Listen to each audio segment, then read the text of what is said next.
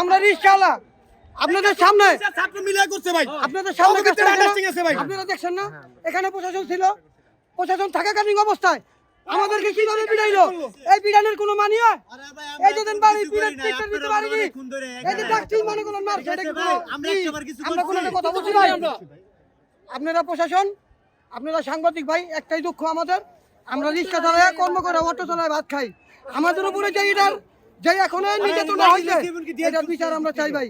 আর এটার বিচার যদি কোনো প্রশাসন কোনো ব্যক্তি যদি না করে আমরা নিজেরা বিচার করব, নিজেরা বিচার করব, ডাইরেক্ট নিজেরা বিচার করব। আমরা কিন্তু রিস্কালা পোশাক চিনি, আমরা রিস্কালা পোশাক চিনি, স্টুডেন্ট মামাকেও চিনি।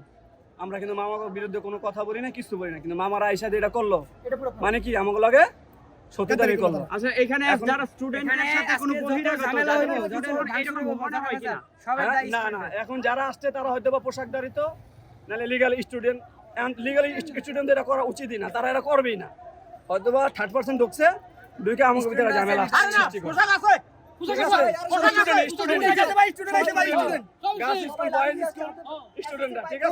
স্টুডেন্টরা ঢুকলো কেন? এখন কি আমরা কোনো খারাপ কিছু বলছি?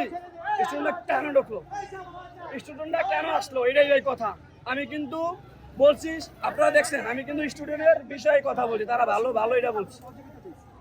ঠিক আছে, অটো গাড়ি যদি না চালাতে দেয় তাহলে কি ধরনের সমস্যা পড়বেন আপনারা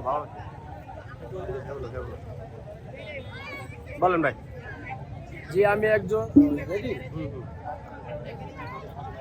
একজন অটো গাড়ির চালক।